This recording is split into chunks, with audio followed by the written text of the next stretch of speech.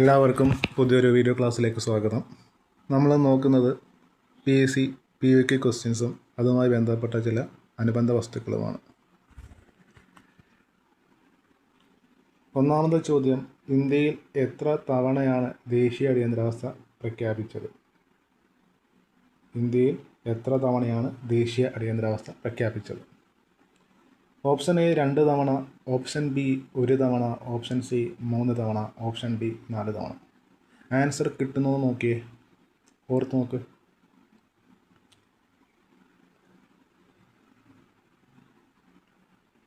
ഉത്തരം എന്ന് പറയുന്നത് 3 തവണയാണ്. അപ്പോൾ ഇന്ത്യയിൽ 3 തവണയാണ് ദേശീയ അടിയന്തരാവസ്ഥ പ്രഖ്യാപിച്ചത്. ആദ്യമായി ഇന്ത്യയിൽ ദേശീയ അടിയന്തരാവസ്ഥ പ്രഖ്യാപിച്ചത് 1962 ഒക്ടോബർ 26-നാണ്. അപ്പോൾ ഇന്ത്യയിൽ ആദ്യമായിട്ട് ഒരു ദേശീയ അടിയന്തരാവസ്ഥ പ്രഖ്യാപിക്കുന്നു 1962 ഒക്ടോബർ 26-നാണ്. ചൈനീസ് യുദ്ധത്തിൻ്റെ സമയത്താണ് ഇന്ത്യ ആദ്യമായിട്ട് ദേശീയ അടിയന്തരാവസ്ഥ പ്രഖ്യാപിച്ചത്. അപ്പോൾ എന്തിൻ്റെ പശ്ചാത്തലത്തിലാണ് ഇന്ത്യ ആദ്യമായി ദേശീയ അടിയന്തരാവസ്ഥ പ്രഖ്യാപിച്ചത് എന്ന് ചോദിച്ചാൽ, ചൈനീസ് ആക്രമണത്തിൻ്റെ പശ്ചാത്തലത്തിലാണ് ഇന്ത്യ ആദ്യമായിട്ട് ദേശീയ അടിയന്തരാവസ്ഥ പ്രഖ്യാപിച്ചത്. വർഷം 1962 ഒക്ടോബർ മാസം 26-ാം തീയതി. ആദ്യമായി ദേശീയ അടിയന്തരാവസ്ഥ പ്രഖ്യാപിച്ചത് ഏത് പ്രസിഡൻ്റാണ്? ഡോക്ടർ എസ് രാധാകൃഷ്ണനാണ്. ഇന്ത്യയിൽ ആദ്യമായിട്ട് ദേശീയ അടിയന്തര പ്രഖ്യാപിച്ച പ്രസിഡൻ്റാണ് ഡോക്ടർ എസ് രാധാകൃഷ്ണനാണ്. അപ്പോൾ ഇന്ത്യയിൽ ആദ്യമായിട്ട് ദേശീയ അടിയന്തരാവസ്ഥ പ്രഖ്യാപിച്ച പ്രസിഡൻ്റ് ആരാ? ഡോക്ടർ എസ് രാധാകൃഷ്ണനാണ്. ഇന്ത്യയിൽ രണ്ടാമതായി ദേശീയ അടിയന്തരാവസ്ഥ പ്രഖ്യാപിച്ചത് 1971 ഡിസംബർ മാസം 3-ാം തീയതിയാണ്. അപ്പോൾ ഇന്ത്യയിൽ രണ്ടാമത്തെ ദേശീയ അടിയന്തരാവസ്ഥ പ്രഖ്യാപിച്ചത് ഏത് വർഷമാണ്? 1971 ഡിസംബർ മാസം 3-ാം തീയതി. ബംഗ്ലാദേശ് രൂപീകരണവുമായി ബന്ധപ്പെട്ട് ഇന്ത്യയും പാകിസ്ഥാനും തമ്മിൽ യുദ്ധം നടന്ന പശ്ചാത്തലത്തിലാണ് രണ്ടാമത്തെ ദേശീയ അടിയന്തരാവസ്ഥ പ്രഖ്യാപിക്കുന്നത്. വർഷം 1971 ഡിസംബർ മാസം 3-ാം തീയതി. അങ്ങനെയാണെങ്കിൽ രണ്ടാമത്തെ ദേശീയ അടിയന്തരാവസ്ഥ പ്രഖ്യാപിച്ച പ്രസിഡൻ്റാണ് വി ഗിരി. രണ്ടാമത്തെ ദേശീയ അടിയന്തരാവസ്ഥ പ്രഖ്യാപിച്ച പ്രസിഡൻ്റാണ് വി ഗിരിയാണ്. രണ്ടാമത്തെ ദേശീയ അടിയന്തരാവസ്ഥ പ്രഖ്യാപിച്ച പ്രസിഡന്റ് വി ഗിരിയാണ്. അപ്പോൾ ആദ്യമായി ദേശീയ അടിയന്തരാവസ്ഥ പ്രഖ്യാപിച്ചത് ചൈനീസ് ആക്രമണത്തിൻ്റെ പശ്ചാത്തലത്തിലാണ്. വർഷം 1962 ഒക്ടോബർ മാസം 26-ാം തീയതിയാണ്. രണ്ടാമത്തെ ദേശീയ അടിയന്തരാവസ്ഥ പ്രഖ്യാപിച്ചത് 1971 ഡിസംബർ മാസം 3-ാം തീയതിയാണ്. ഇന്ത്യയിൽ മൂന്നാമതായി ദേശീയ അടിയന്തരാവസ്ഥ പ്രഖ്യാപിക്കപ്പെട്ടത് 1975 ജൂൺ മാസം 25-ാം തീയതിയാണ്. അപ്പോൾ ഇന്ത്യയിൽ മൂന്നാമത്തെ ദേശീയ അടിയന്തരാവസ്ഥ പ്രഖ്യാപിക്കപ്പെട്ടത് 1975 ജൂൺ മാസം 25-ാം തീയതിയാണ്. പ്രസിഡന്റ് ഫക്രുദ്ദീൻ അലി അഹമ്മദാണ്. അപ്പോൾ ഇന്ത്യയിൽ മൂന്നാമത്തെ ദേശീയ അടിയന്തരാവസ്ഥ പ്രഖ്യാപിച്ചപ്പോൾ പ്രസിഡന്റ് ഫക്രുദ്ദീൻ അലി അഹമ്മദാണ്. അതുപോലെ ഇന്ത്യയിലെ ആദ്യത്തെ ആഭ്യന്തര അടിയന്തരാവസ്ഥ കൂടിയാണ് 1975 ജൂൺ മാസം 25-ാം തീയതി പ്രഖ്യാപിച്ചത്. അപ്പോൾ ഇന്ത്യയിലെ ആദ്യത്തെ ആഭ്യന്തര അടിയന്തരാവസ്ഥയും ഇന്ത്യയിലെ മൂന്നാമത്തെ അടിയന്തരാവസ്ഥയുമാണ് 1975 ജൂൺ മാസം 25-ാം തീയതി പ്രഖ്യാപിച്ചത്. അതായത് ആഭ്യന്തര കാര്യങ്ങൾ വെച്ചുകൊണ്ട് ഇന്ത്യയിൽ ആദ്യമായി അടിയന്തരാവസ്ഥ പ്രഖ്യാപിച്ചതാണ് 1975 ജൂൺ മാസം 25-ാം തീയതി. അല്ലാതെ നോക്കുമ്പോൾ മൂന്നാമത്തെ ദേശീയ അടിയന്തരാവസ്ഥയാണ്. ആദ്യത്തെ 2 ദേശീയ അടിയന്തരാവസ്ഥ എന്ന് വെച്ചാൽ ചൈനീസ് ആക്രമണവും പാകിസ്ഥാൻ്റെ ആയുള്ള യുദ്ധത്തിൻ്റെ പശ്ചാത്തലത്തിലാണ്. പക്ഷേ മൂന്നാമത്തെ ദേശീയ അടിയന്തരാവസ്ഥ പ്രഖ്യാപിച്ചത് എന്താണ്? ആഭ്യന്തര പ്രശ്നങ്ങൾ കൊണ്ടാണ്. അതാണ് വ്യത്യാസം. മനസ്സിലായെന്ന് വിചാരിക്കുന്നു. ഇത് രണ്ടാമത്തെ ക്വസ്റ്റ്യൻ. സർക്കാർ ആശുപത്രികളുടെ അടിസ്ഥാന സൗകര്യങ്ങൾ മെച്ചപ്പെടുത്തി അവയെ ജനസൗഹൃദമാക്കുന്ന നവകേരള ദൗത്യത്തിൻ്റെ ഭാഗമായ പദ്ധതി ഏതാണ്? സർക്കാർ ആശുപത്രികളുടെ അടിസ്ഥാന സൗകര്യങ്ങൾ മെച്ചപ്പെടുത്തി അവയെ ജനസൗഹൃദമാക്കുന്ന നവകേരള ദൗത്യത്തിൻ്റെ ഭാഗമായ പദ്ധതി ഏതാണ്? Option A Karunya, option B Aardram, option C Thalolam, option D ഇവയൊന്നുമല്ല. കിട്ടുന്നുണ്ടോ?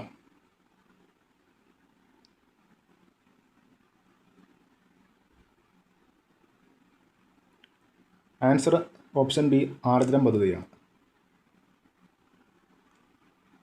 മസ്തിഷ്ക മരണം സംഭവിച്ചവരുടെ അവയവങ്ങൾ ദാനം ചെയ്യാനുള്ള സംസ്ഥാന ആരോഗ്യവകുപ്പിൻ്റെ പദ്ധതിയാണ് മൃതസഞ്ജീവനി. മസ്തിഷ്ക മരണം സംഭവിച്ചവരുടെ അവയവങ്ങൾ ദാനം ചെയ്യാനുള്ള സംസ്ഥാന ആരോഗ്യവകുപ്പിൻ്റെ പദ്ധതിയാണ് മൃതസഞ്ജീവനി. എന്താണ് മൃതസഞ്ജീവനി എന്ന് ചോദിച്ചാൽ, മസ്തിഷ്ക മരണം സംഭവിച്ചവരുടെ അവയവങ്ങൾ ദാനം ചെയ്യാനുള്ള സംസ്ഥാന ആരോഗ്യവകുപ്പ് ആരംഭിച്ച പദ്ധതിയാണ് മൃതസഞ്ജീവനി എന്ന പേരിൽ അറിയപ്പെടുന്നത്. മാരക രോഗങ്ങളുടെ ചികിത്സയ്ക്കായി കേരള സർക്കാർ നടപ്പാക്കുന്ന പദ്ധതിയാണ് കാരുണ്യ. അപ്പോൾ മാരക രോഗത്തിൻ്റെ ചികിത്സയ്ക്കായി കേരള സർക്കാർ നടപ്പാക്കുന്ന പദ്ധതിയാണ് കാരുണ്യ. ക്യാൻസർ, ഹൃദ്രോഗം, വൃക്കരോഗം, ഹീമോഫീലിയ തുടങ്ങിയവ കാരുണ്യ പദ്ധതിയുടെ കീഴിൽ വരുന്ന രോഗങ്ങളാണ്. അപ്പോൾ മാരക രോഗങ്ങൾ ചികിത്സയ്ക്കായി കേരള സർക്കാർ നടപ്പാക്കുന്ന പദ്ധതിയാണ് കാരുണ്യ എന്ന പേരിൽ അറിയപ്പെടുന്നത്.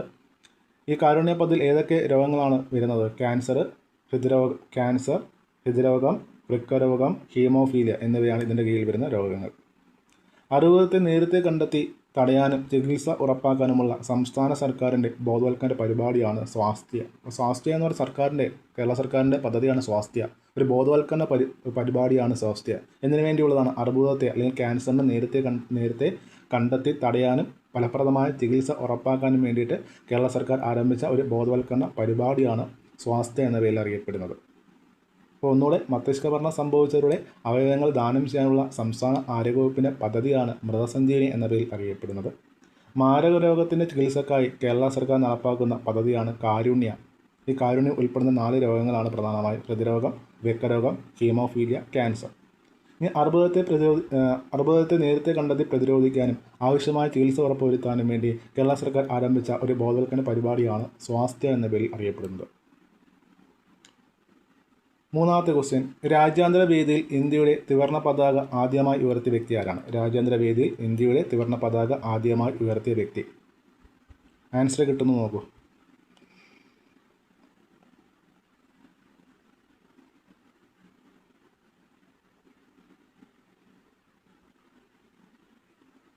ഉത്തരം ഓപ്ഷൻ ഡി, മേഡം ഭിക്കാജി ഗാമയാണ്. അപ്പോൾ രാജ്യാന്തര വേദിയിൽ ഇന്ത്യയുടെ ത്രിവർണ്ണ പതാക ആദ്യമായി ഉയർത്തിയ വ്യക്തിയാണ് മേഡം ഭിക്കാജി ഗാമ. ഓക്കെ, ഈ സരോജിനി നായിഡുവിൻ്റെ പ്രത്യേകത എന്താണ്? കോൺഗ്രസ് പ്രസിഡൻ്റായ ആദ്യ ഇന്ത്യൻ വനിതയാണ് സരോജിനി നായിഡു. കോൺഗ്രസ് പ്രസിഡൻ്റായ ആദ്യ ഇന്ത്യൻ വനിതയാണ് സരോജിനി നായിഡു. 1925 സരോജിനി നായിഡു കോൺഗ്രസ് പ്രസിഡൻ്റാകുന്ന ആദ്യ ഇന്ത്യൻ വനിതയായി മാറിയത്. അതേസമയം കോൺഗ്രസ് പ്രസിഡൻ്റാകുന്ന ആദ്യ വനിത എന്നാണ് ചോദ്യമെങ്കിൽ ആൻസർ ആനി ബെസൻ്റ് ആണ്. ഇപ്പോൾ കോൺഗ്രസ് പ്രസിഡൻ്റാകുന്ന ആദ്യ വനിത ആനി ബെസൻ്റ്, കോൺഗ്രസ് പ്രസിഡൻ്റാകുന്ന രണ്ടാമത്തെ വനിതയും കോൺഗ്രസ് പ്രസിഡൻ്റാകുന്ന ആദ്യ ഇന്ത്യൻ വനിതയുമാണ് സരോജിനി നായിഡു. മനസ്സിലായെന്ന് വിചാരിക്കുന്നു.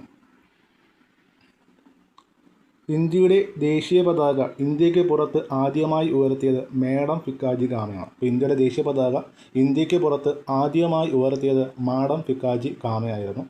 ഏത് വർഷം? 1907 ഓഗസ്റ്റ് 22 ജർമ്മനിയിലെ സ്റ്റട്ട്ഗട്ടിൽ നടന്ന ഇൻ്റർനാഷണൽ സോഷ്യലിസ്റ്റ് കോൺഫറൻസിലാണ് മേഡം ഗാമ പതാക ഉയർത്തിയത്. അപ്പോൾ ഏത് വർഷമാണ് മേഡം ഗാമ ഇന്ത്യൻ പതാക ജർമ്മനിയിലെ സ്റ്റട്ട്ഗട്ടിൽ ഉയർത്തിയത്?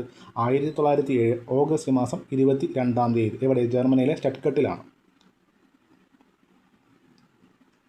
അപ്പോൾ 1907 ഓഗസ്റ്റ് മാസം 22 ജർമ്മനിയിലെ സ്റ്റട്ട്ഗട്ടിലാണ് മേഡം ഗാമ ഇന്ത്യൻ പതാക ഉയർത്തുന്നു. 2ാം ഇൻ്റർനാഷണൽ സമ്മേളന വേദിയിലാണ് അവർ ഈ ഇന്ത്യൻ പതാക ഉയർത്തിയത്.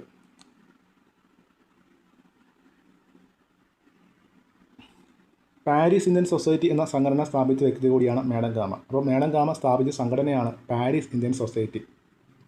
പാരീസ് ഇന്ത്യൻ സൊസൈറ്റി എന്ന സംഘടന സ്ഥാപിച്ച വ്യക്തി കൂടിയാണ് മേഡം ഗാമ. ഇന്ത്യൻ വിപ്ലവങ്ങളുടെ മാതാവ് എന്നറിയപ്പെടുന്ന വ്യക്തി കൂടിയാണ് മേഡം ഗാമ. അപ്പോൾ അവരുടെ വിശേഷണം എന്താണ്?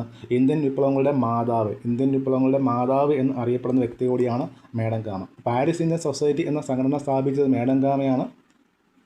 ഈ മേഡം ഗാമയാണ് ഇന്ത്യൻ വിപ്ലവങ്ങളുടെ മാതാവ് എന്ന് അറിയപ്പെടുന്നത്.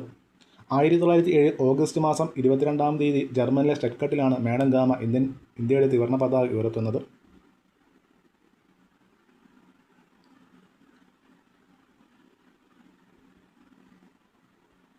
അപ്പോൾ ഇത്രയും കാര്യങ്ങളാണ് നമ്മൾ ഈ വീഡിയോയിൽ നോക്കിയത്. നിങ്ങൾക്ക് ക്ലാസ് ഇഷ്ടപ്പെട്ടെങ്കിൽ പരമാവധി ആൾക്കാർക്ക് ഷെയർ ചെയ്ത് കൊടുക്കുക. നിങ്ങളുടെ അഭിപ്രായങ്ങൾ കമൻറ്റായി രേഖപ്പെടുത്തുക. ചാനൽ സബ്സ്ക്രൈബ് ചെയ്ത് സപ്പോർട്ട് ചെയ്യുക. അടുത്ത ക്ലാസ്സിൽ കാണാം. Thank you.